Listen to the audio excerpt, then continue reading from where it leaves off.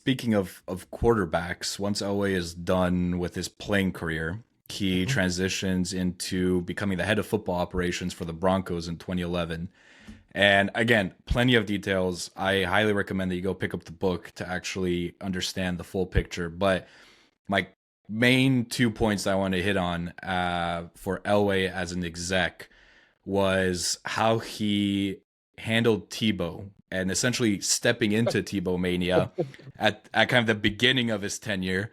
And then towards the end of his tenure, he ends up with Manning. So it's like these two dichotomies, if you will, Yeah. at both the beginning and end of his kind of tenure as an executive. Ultimately ends well for Elway winning the Super Bowl, obviously in 2015 with the Broncos. But if you could just go into a little more detail on Tebow and then how the whole Manning thing went down. Well, Tebow is Tebow's tough because and I lived in Florida when he in Gainesville, Florida, specifically when he was quarterback at the University of Florida, and he's just one of those characters that so many people are drawn to because they think that he confirms the belief in themselves and their faith, um, and they believe that he's going to make it and that God is sort of given him this place that he's going to be successful no matter what, even though he functionally has a hard time playing the professional game. He's great in college. He's a fantastic player in the system that he was playing in. When you put him in the NFL, he can't function on a regular basis. And look, I know they went 8-8 and made the playoffs, that year, and a lot of magic happened. Um, it wasn't going to last. It never was going to last. And he got plenty of opportunities to try and prove it in other places, New England, Philadelphia, the Jets. It just never panned out because he just can't do that job. He's not designed for it. But people believed he was because he represented something that was important in their lives because of his faith. Um, and so it was a PR nightmare for Elway and the Broncos. It's not just we're going to move on because we don't believe it. It became a referendum on religion. And if you didn't think that Tebow was going to make it, that meant you were against people's faith. And that was really, really tough to deal with. Okay. It was really brutal to deal with. And the only way you were ever going to get out of that is you better get Peyton Manning. You better get a guy that nobody can argue with, that this guy's got a track record, that you prove it. And then you better help Peyton Manning out.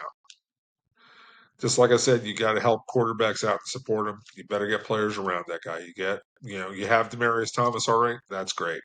Go out and get an Eric Decker, then go get a Sanders, then go get running backs, then get offensive linemen, build a defense that takes pressure off of him with a Von Miller, and the all the DBs that they had, Chris Harris and Akeem Talib, and getting Demarcus Ware on the other side, all the different moves that they made to build that team. Um, and when it falls apart the first time, in Seattle, crushes you one time, don't back down. Come back and figure out how are we gonna put this thing back together so we can take another advantage of that.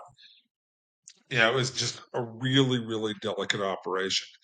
But I think very few people have an understanding of just how hard it was to move on from Tim Tebow, to sit there and convince Peyton Manning. I mean, it wasn't hard to convince Peyton Manning, but you had to handle it the right way. You couldn't beg Peyton Manning. And I hear a lot of people say, Elway got Peyton Manning, it was easy. He was never able to pick a quarterback. What people do not understand is the sales job that Elway did with Peyton Manning to basically say to Peyton and give him an assurance. And even Peyton and Elway don't always see eye to eye, didn't see eye to eye. But in that moment when they were recruiting him, Peyton Manning could look at another guy and say, "You've been in my shoes. You know what it takes, to be great. You know what it takes to win. Can I trust you that you're going to build around me?" And Elway essentially, without words, could look back at him and say, "I get it. I understand." And that was the tipping point to get Manning to come to Denver. And without Elway, I don't think Manning comes to Denver. I don't think it happens. I don't think you get the 2 Super Bowl appearances, let alone the 1 title. And you don't get that. And for all the people who want to complain about Elway and his inability to pick a quarterback after that, 1 Super Bowl victory in 10 years is a pretty good deal. You should be pretty happy about what John Elway did as a general manager of the Broncos. Yeah, the second half of that wasn't great. He got tired of it. He walked away. But you got a Super Bowl, 1 Super Bowl title and 2 Super Bowl appearances. Hell of a run.